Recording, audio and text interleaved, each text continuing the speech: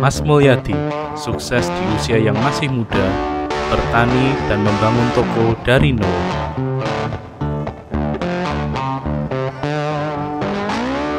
Berikut adalah cara sukses ala Mas Mul.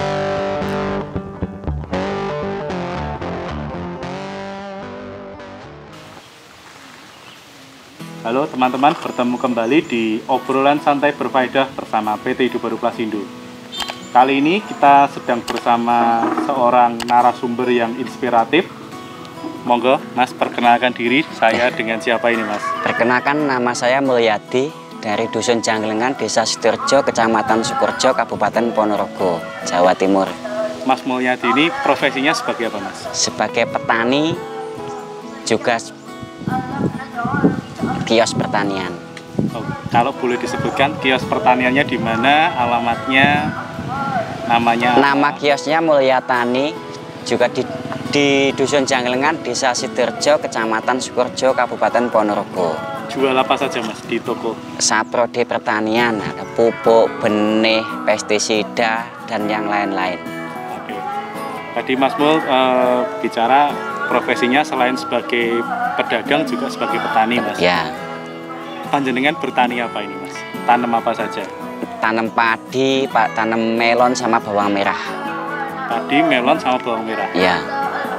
Ini sudah berapa tahun, Mas, mulai bertani ini? Sudah dari tahun 2008 sampai sekarang sudah 13 tahun. 13 tahun, bukan waktu yang sebentar ya, Mas?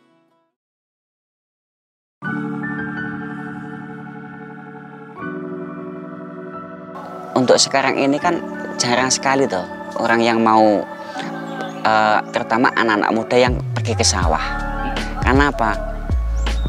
Ya mungkin dari zamannya. Jadi mereka taunya kan tanam padi. Coba kalau kita mulai tanam misalnya bawang merah atau melon atau cabai atau tomat, ya kan. Jadi kalau mereka sudah menerjuni dan ngerti hasilnya, itu mungkin mereka jadi suka ke sawah gitu loh. Panjenengan bukan hanya sebagai seorang petani tapi juga sebagai seorang pedagang. Iya. Di toko pertanian Mulyatani ya, Mas ya. Iya. Nah, yang panjenengan jual kan juga ada berbagai macam juga.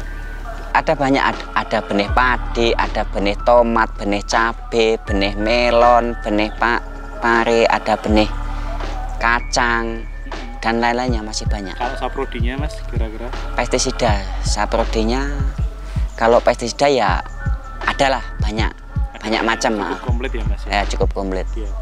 Nah, ini kita bicara mulai di tokonya, Mas. Iya. Kita kan tahu, Mas, setahun belakang ini kan negara kita sedang dalam pandemi corona, Mas. Iya. Pandemi ini banyak menghantam di sektor lain, di sektor pertanian bisa dibilang aman. Aman ya. Jadi, selagi orang itu masih makan, pasti kan masih bertanam gitu loh. Masih Cocok tanam ya. Nah, dalam mengelola toko, Mas, toko sejak tahun? Sejak tahun 2010. 2010, berarti Ya. hampir 11 tahun. 11 tahun ya. Bisa dibilang panjenengan kan mulai merintis dari nol, Mas. Iya, dari nol sampai sekarang. Kalau boleh cerita sedikit, Mas, sebelum buka toko pertanian ini, panjenengan bekerja sebagai apa?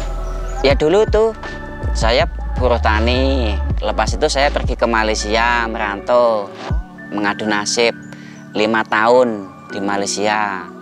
Lepas itu pulang bertani lagi sama jualan obat-obatan pertanian. Jadi toko belum sebesar sekarang ya, Mas? Iya. Dulu modal awal buka toko itu kalau nggak salah itu modalnya 1.250.000. 1.250.000? Iya. Dapat apa aja itu, Mas, pada waktu itu, Mas? Cuma dapat obat-obatan pertanian itu cuma dapat 1 dus, 1 karton. Itu panjenengan jual langsung ke petani atau jual di toko saja? Kalau dulu awalnya kita tuh pergi ke tempat petani. Nah, ini selama 11 tahun ini, Mas, apa ya, kiat-kiatnya, Mas, tips-tipsnya supaya bisa sukses untuk berjualan di toko pertanian itu kira-kira apa, Mas? Kalau bisa kan produk-produknya kan, maksudnya kan dilengkapi lah. Apa yang dicari petani itu, petani datang membeli sesuatu itu ada gitu. Ada enggak, Mas, kisah maksudnya selama bertani, selama buka toko ini, Mas, apa ya, suka dukanya atau mungkin ada kejadian yang wah jenengan merasa itu mungkin ini kok paling membekas ya, saya bisa melewati ini dan kemudian bisa. Kalau yang paling apa itu istilahnya, kalau di toko itu gimana ya, biasa. Tapi kalau untuk kita bertanam lah, kadang banyak suka dukanya.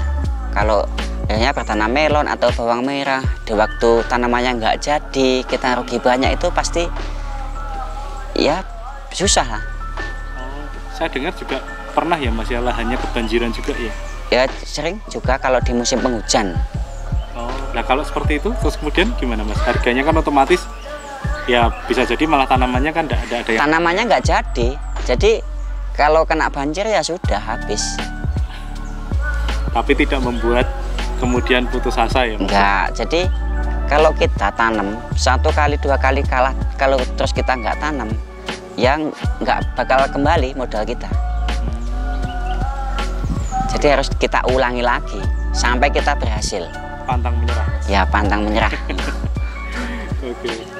Kalau boleh di-share ke, ya sekali lagi Mas, ke teman-teman, ke generasi muda itu sebenarnya sikap seperti apa Mas yang harus dimiliki ya? Selain itu tadi Mas contohnya, wah sebagai anak muda itu kita harus tidak mudah menyerah, terus berjuang lah. Kira-kira kalau Mas Mul sendiri itu yang Mas Mul miliki Mas, karakter yang Mas Mul miliki untuk sebagai, ya kita bisa bilang petani dan pedagang sukses ya Mas, itu apa Mas?